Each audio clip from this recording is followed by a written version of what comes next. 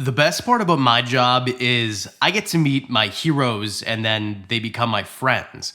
And Dingo Dinkelman was a dear friend of mine, and I'll badly miss him. I'm sure you've seen the news by now, and I want to explain, as far as I know, as much as I know, what happened. But I want you to know who Dingo Dinkelman is first. I first saw Dingo in some YouTube videos. He jumped on a croc in a video, and then there was an introduction to his family, and he was holding this emerald tree boa like it was a ball python, just so calm, which is a testament to how well he could speak to animals, just around his whole family as if it was nothing. This is an animal that I've got several of, and I can't tame down for anything. And although he's definitely a showman, he put the animals first, always. And that's something that we rarely see.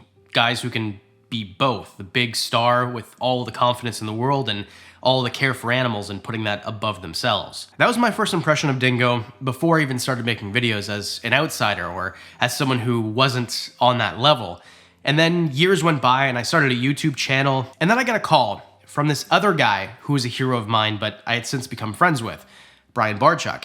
And he told me that there was this AnimalCon USA, this convention that has never been done before, and he wanted me to come. He said it was an opportunity for creators to get to know each other, people who would maybe never ever meet before, get to know each other, network, and create new things together. So I showed up at AnimalCon the first year, a couple years ago, and I remember the first day, it was mostly for the creators, and down the hall I saw Dingo.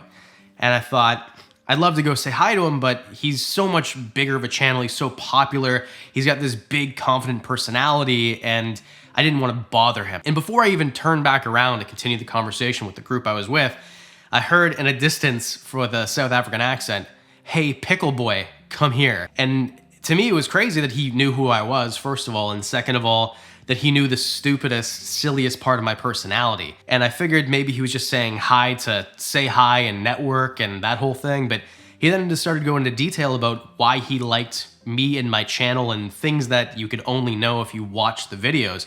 So it was clear that he was actually watching, and the things that he said to me were so kind and so encouraging.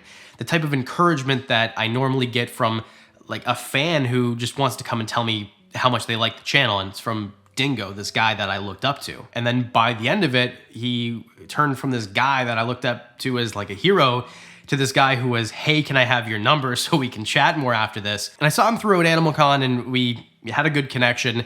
And then it was that. It wasn't Dingo, the guy from the internet anymore. It was Dingo, my buddy, who I can message whenever I want. But besides who Dingo was to me personally, Dingo was the most caring and competent individual that I've ever met. There are certain type of guys that just seem like they're on a different level, and Dingo is one of those guys. He was a true expert. I know a lot of people think all these YouTubers, they're experts, but Dingo actually was. In my opinion, if Dingo was 20 years older, 15 years older, he would have been the guy on Discovery Channel that all of us watched when we were little kids. It just so happened instead he was in the YouTube era. I think that there was very few individuals like him in terms of just from a viewer perspective that were so engaging, so interesting, and so likable right away, just immediately. But Dingo clearly cared about one thing more than anything else: his family. It was obvious.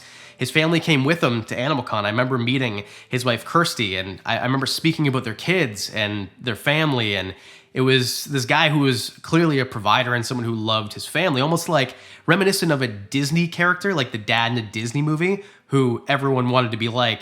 If you wanted to be a dad, you wanted to be like that guy. You can tell he was utterly adored by his wife and kids, and that's something that all of us can respect. So it's this guy that has no holes. He's the perfect guy on camera, and he's an expert, and he's this family guy. Dingo had been bitten before. Dingo jumped off a moving vehicle during work, working with animals, and busted his arm into pieces, and he just kept going. He seemed to be bulletproof. Unfortunately, you've noticed I've been using past tense words because unfortunately Dingo passed away on October 26th.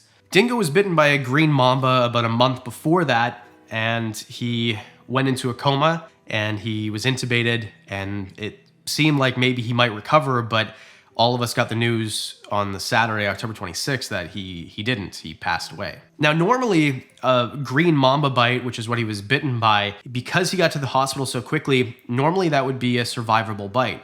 But there was a special circumstance. And to understand, you have to understand too, Dingo's been working with snakes forever. He actually got bit during an educational show by a black mamba in 2003. And after this bite, he was rushed to the hospital. He got there in about 10 minutes. There's a whole video you can watch that I'll link. And he described the feeling.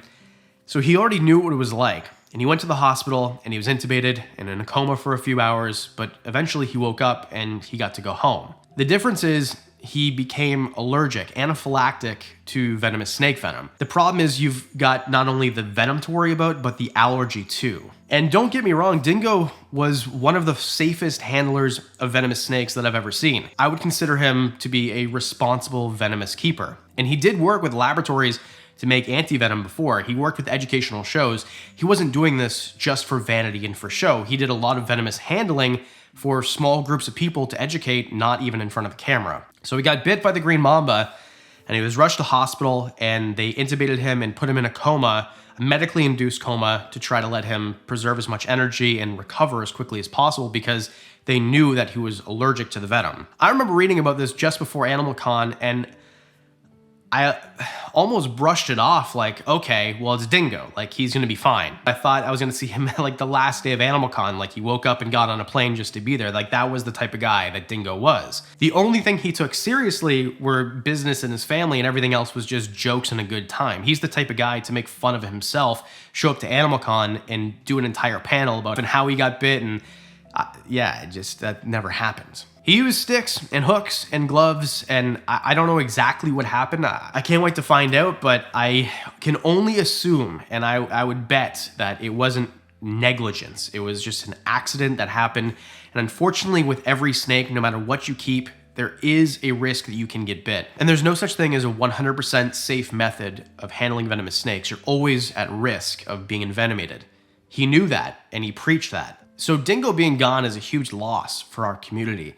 Dingo was the guy to, raise the flag and warn you about things. A few years ago, I got into trouble with a copyright strike. I used a photo that somebody else took and it was fair use. I was, Donnie at Nerd made a whole video about what it was. And it was the same guy that canceled Dingo to the point where Dingo's channel got removed and he had to restart from scratch because of this one guy. Instead of him being bitter, he noticed I used the same photo and he texted me immediately to tell me to take it down. And it was a really fun conversation. It was a good time talking to Dingo that day. Even though to me, I was panicking because my channel had a copyright strike. I saw what happened to him and he's just making jokes and making me feel like it's not a big deal. And Dingo was a teacher too. There was so many things I learned from Dingo watching his videos or speaking to him. He was one of those guys, if you talked to him for 20 minutes, you came away with 2 or 3 lessons. And all the time I spent talking to Dingo or about Dingo or being with him or, text messages, phone calls, the only thing that I regret is 2 things really in all of life. And one of them was last December and Brian Barchuk messaged me because he saw I took interest in something he was doing, one of his projects. And he said, call me tomorrow and we'll talk about this project and I'll tell you how you can do the same thing with your channel. And I didn't call, I got busy doing something.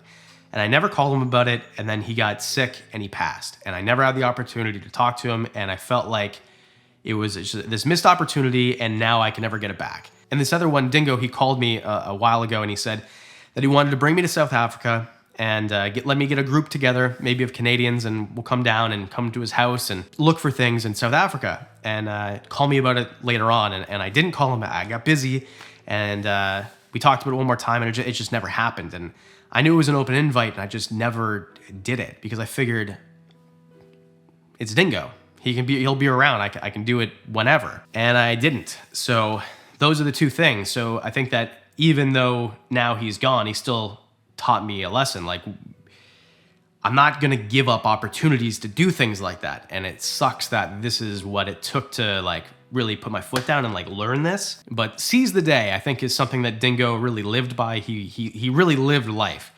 There's very few people who can live a full life like that, and he's been everywhere and done everything and impacted so many people. So I will truly miss Dingo, and I truly value everything that you taught me. And my heart goes out to your family, Kirsty, and your children. But the world was a better place with you here, and the amount of people that you've impacted, I can only imagine. And I don't know what happens after you die, but if you're hanging out with Brian right now, I can only imagine how funny that conversation must be. Dingo, I will truly miss you.